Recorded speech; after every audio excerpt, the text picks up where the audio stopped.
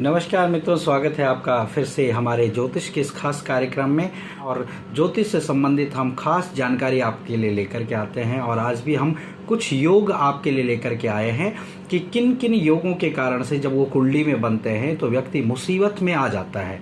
तो आज हम उन्हीं योगों के बारे में आपको बताएंगे। तो इसमें से पहले हमने ग्रहण कारक योग के बारे में विवेचन किया था कि ग्रहण कारक योग किस तरह से बनता है और उसका क्या क्या फल मिलता है और कब कब वो अपना प्रभाव दिखाता है। तो आज कुछ ऐसे ही योगों के बारे में आपको बताने जा रहे हैं हम। तो सबसे पहले जो योग है वो है षड्यंत्र योग। षड्यंत्र योग कुंडली में कब बनता है और कैसे बनता है? षड्यंत्र योग जो लग्न का स्वामी है, यानी प्रथम भाव का स्वामी जो है, अगर वो अष्टम में बैठ जाए और पाप ग्रह युक्त हो, शुभ ग्रह की दृष्टि ना हो, तो षड्यंत्र योग बनता है। अब इस योग में क्या क्या फल मिलता है? इस योग में व्यक्ति के प्रति अनेक षड्यंत्र रचे जाते हैं। उसकी जो धन संपत्ति होती है उसका हरण हो जाता है, या चोर चुरा करके ले जाता है, चोरी हो जाती है, या उसकी जो संपत्ति है उसको कोई छीन लेता है छल से यानी षड्यंत्र करके उसको छीन लेता है। या उसका जो विपरीत लिंगी, यानी अगर मेल है तो फीमेल उसके साथ परेशानियां क्रिएट करती है, या फीमेल है तो मेल पुरुष उसके साथ परेशानियां क्रिएट करता है और उसके साथ छल करता है, और छल से उसका धन का हरण हो जाता है या संपत्ति का हरण हो जाता है, संपत्ति छीन ली जाती है। कभी कभी ये भी देखा गया है कि जिसकी कुंडली में ये योग बन रहा हो तो उनको प्रॉपर्टी में जब भी वो क्रय विक्रय करते हैं या प्रॉपर्टी खरीदते हैं तो उनके साथ धोखा हो जाता है, या कभी वो अगर प्रॉपर्टी बेचते हैं तो उनके साथ छल हो जाता है। तो ये योग यदि आपकी कुंडली में है तो इसका क्या उपाय है? हम उपाय की भी बात करते हैं।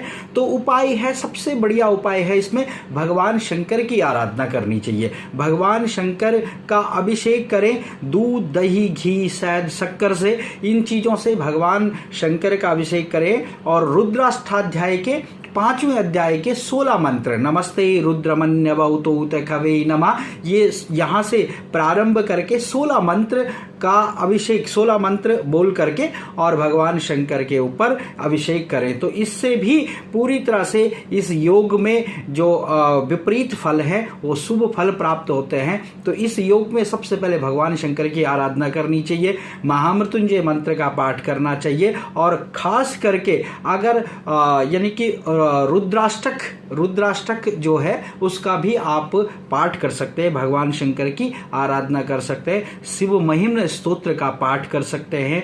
तो इससे भी, या सुन सकते हैं, तो इससे भी इस योगों का जो विपरीत फल है वो नहीं मिलता है और इसमें आपको सफलता मिलती है। तो ये है खास जो योग है आपको जो मैंने बताए। तो ये इन योगों का जो उपाय है ये भी कर सकते हैं हम। इसके जो दुष्परिणाम है उनको बचने के लिए भी मैंने आपको उपाय बताए हैं। अब दूसरा योग है भावनाशक योग। भावनाशक योग कब बनता है? कि किसी भी भाव का स्वामी त्रिक भावों में बैठ जाए, यानी छठे, 8वें और 12वें भाव में बैठ जाए तो भावनाशक योग बनता है। इस योग में भी बहुत विपरीत फल मिलते हैं जी। और ये प्रत्यक्ष देखा गया है कि माना, मैं समझा देता हूं कि किस तरह से ये योग बनता है। माना धनस्थान का स्वामी, यानी दूसरा घर हम धनस्थान मानते हैं, तो धनस्थान का स्वामी यानी धनस्थान पर मेष राशि है और मेष राशि का स्वामी है मंगल छठे, 8वें और 12वें भाव में बैठ जाए तो तब ये योग बनता है। और मंगल पर किसी भी शुभ ग्रह की दृष्टि ना हो, शुभ ग्रह से युक्त ना हो, तो तब ये और ज्यादा परेशानियां क्रिएट करता है। जब इनमें बैठ जाता है तो इनमें ऐसे व्यक्ति को रोग लग जाते हैं, कई रोगी बन जाते हैं, घर में कोई ना कोई रोग में खर्च हो जाता है, अचानक एक्सीडेंट हो जाता है, या घर में खर्चा बढ़ जाता है और घर में यानी विपरीत परेशानियां उत्पन्न हो जाती है। किस तरह की? जैसे घर में दरिद्री छा जाती है, पैसा आता है रुकता नहीं है, और उसमें कलह क्लेश बन जाता है घर में। तो ये योग जो मतलब कि भावनाशक योग है, इसके भी बहुत सारे विपरीत प्रभाव हैं।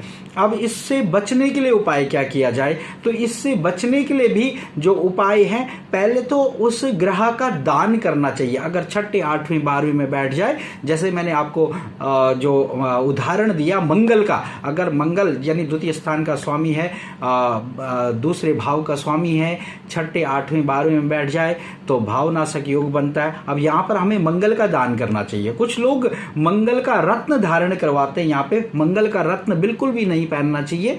तो यहाँ पर उस ग्रह का दान करना चाहिए। जैसे मंगल का दान है, मंगल का गुड़ है, कनक है, उन चीजों का दान करना चाहिए। और खास करके उस मंत्र का जाप करना चाहिए। उस ग्रह का जो मंत्र है, बीज मंत्र है, बीज मंत्र का भी जाप कर सकते हैं। जैसे यहाँ पर मंगल का मैंने उदाहरण दिया, तो मंगल का मंत्र है ओम क्राम क्रीम क्रोम स भौमाय नमः। इस मंत्र का भी जाप कर सकते हैं। या फिर भगवती की आराधना करनी चाहिए, माँ दुर्गा की आराधना करनी चाहिए, या जो भी आपकी कुल देवी है, कुल देवी की आराधना करनी चाहिए। दुर्गा सप्तशती का पाठ करें, दुर्गा चालीसा का पाठ करें, और दुर्गा बीज मंत्र का भी पाठ कर सकते हैं। ओम ऐं ह्रीं क्लीं चामुंडाय बिच्चे नमः, इस मंत्र का भी आप जाप कर सकते हैं। तो जो ये भावनाशक योग में विपरीत फल हैं, वो फल नहीं मिलेंगे आपको, बल्कि उसमें कमी आएगी, आपको इसका लाभ होगा।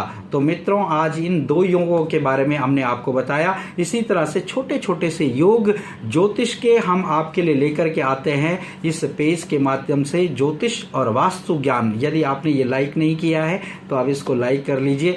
और यदि आप YouTube में हमारा प्रोग्राम देखते हैं तो YouTube का चैनल भी आप सब्सक्राइब कर सकते हैं।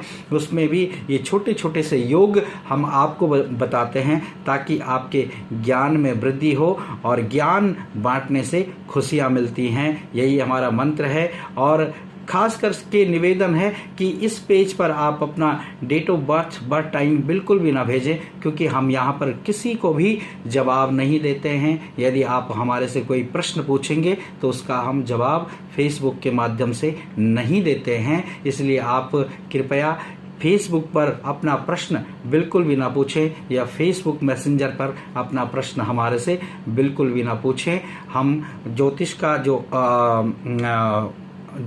फल है, वो ज्योतिष जो वास्तु ज्ञान का जो ये पेज है, इस पर हम सिर्फ एक एग्जाम्पल देते हैं आपको, तो आप देखें और इसका आनंद लें। अंत में सभी से विदा चाहते हैं और मिलते हैं फिर किसी योग के साथ में। तब तक के लिए नमस्कार।